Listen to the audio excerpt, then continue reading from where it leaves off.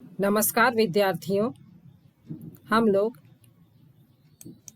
Sardar Patel the iron man of India पढ़ रहे थे, जो कि JCERT के क्लास 6 के इंग्लिश का यूनिट 3A का चैप्टर था। यह इस चैप्टर का तीसरा और अंतिम वीडियो है, जिसमें हम लोग इस चैप्टर के अंत में दिए गए प्रश्नों के जवाब ढूंढने का प्रयास करेंगे। तो चलो विद्यार्थियों, हम लोग शुरू करते हैं। Explore the text. एक्सप्लोर का मतलब होता है खोजना। तो चलो हम लोग टेक्स्ट में से खोजते हैं और आंसर द फॉलोइंग क्वेश्चन। नीचे दिए गए प्रश्नों के जवाब देने की कोशिश करते हैं। Question number 1. What did Sardar Patel do with his father in the field? Sardar Patel खेतों में अपने पिता के साथ क्या काम करते थे? क्या काम करते थे विद्यार्थियों? वे खेतों में अपने पिता की मदद करते थे, खेत जोतने में और बीजों को लगाने में। Sardar Patel helped his father in the field by plowing and sowing seeds. Next question 2. What did Patel do when the man was reluctant to use the hot iron on his boil? जब वह आदमी गर्म लोहे की छड़ सरदार पटेल के घाव में लगाने से झिझक रहा था, तो पटेल ने क्या किया? क्या किया था? उन्होंने उस व्यक्ति की झिझक देखकर उस गर्म लोहे की छड़ से खुद ही अपने फोड़े को दाग दिया था। When the man was reluctant to use the hot iron on his boil, he took the iron rod and lashed himself. Question 3. Mention one incident which shows that he was a hard worker. उनके जीवन की एक घटना बताओ जिससे पता चलता है कि वे बहुत अधिक परिश्रमी थे। तो उनके जीवन की कौन सी घटना? उन्होंने अपने दोस्तों से, वकीलों से किताबें उधार ली और कोर्स को अपने तय समय सीमा में ही खत्म कर दिया। Sardar Patel used to borrow books from lawyers and within a time limit of 2 years he had completed his studies. 2 वर्षों के अंदर, समय सीमा के अंदर ही अपनी पढ़ाई खत्म कर ली। This shows that he was a hard worker. इससे पता चलता है कि वे कितने परिश्रमी थे। Question 4. Which incident from Sardar Patel's life tells you that he was mentally very strong? Sardar Patel की जीवन की किस घटना से तुम्हें पता चलता है कि वे मानसिक रूप से बहुत मजबूत थे? तो विद्यार्थियों, हम लोगों ने पढ़ा कि जब सरदार पटेल कोर्ट में अपने गवाह से जिरह कर रहे थे, उसी समय उन्हें अपनी पत्नी की मृत्यु का समाचार मिला था, लेकिन उस समाचार को जानकर भी उन्होंने अपना काम बंद नहीं किया, बल्कि वे उस गवाह से जिरह करते ही रहे और केस को जीत लिया। तो चलो हम लोग देखते हैं। When Sardar Patel was cross-examining a witness in court, he received a note informing his wife's demise. But he continued to intensely cross-examine the witness and won the case. This shows that he was mentally very strong as he did not break at that time. वे बिना रुके अपना कार्य करते रहे।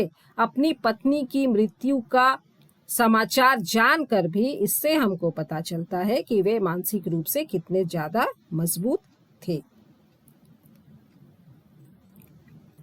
Question 5. Which incident of Patel's life did you like the most? Give a reason.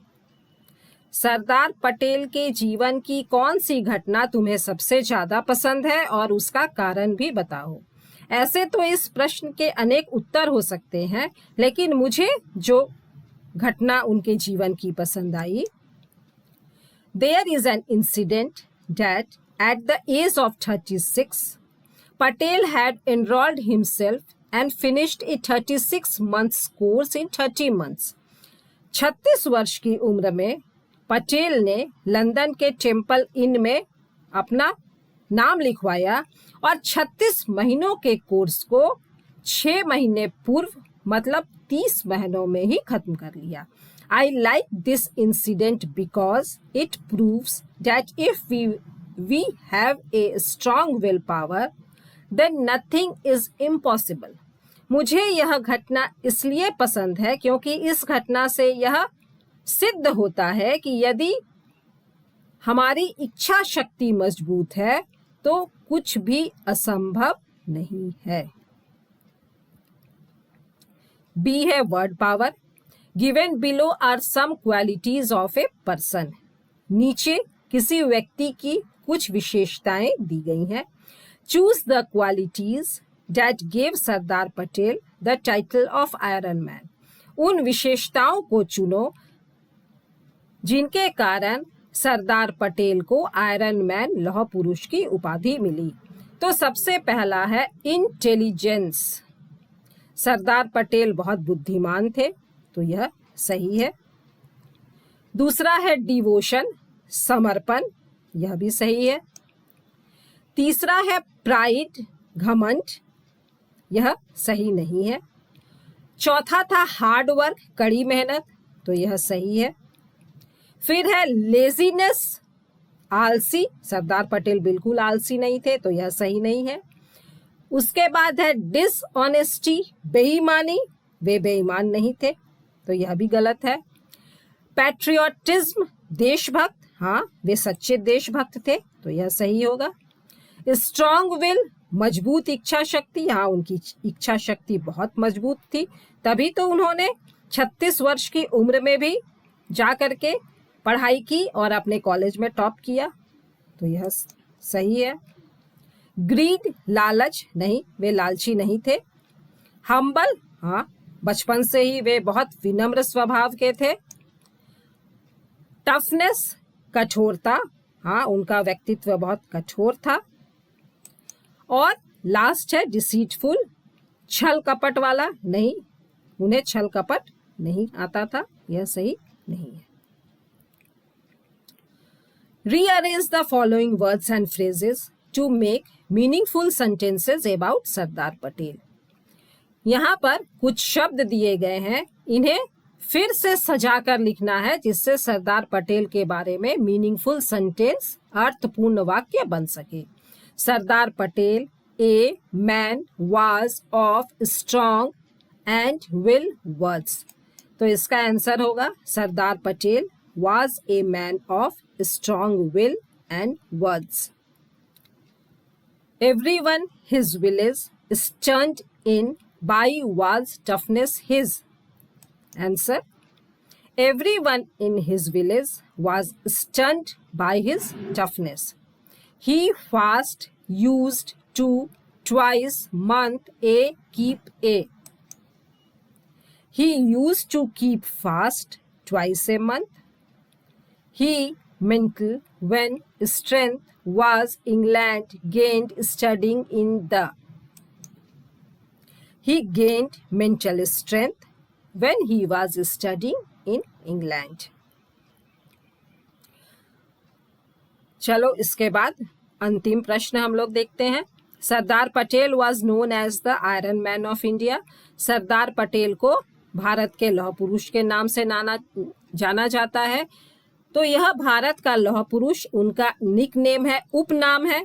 तो a nickname reflects particular quality of a person. किसी व्यक्ति का उपनाम उसकी विशेषता को बतलाता है, given as a mark of affection, जिसे उसे प्यार से दिया जाता है।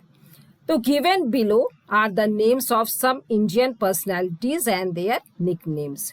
नीचे कुछ महान व्यक्तियों के नाम दिए गए हैं और तुम्हें बताना है कि उनका उपनाम निकनेम क्या है।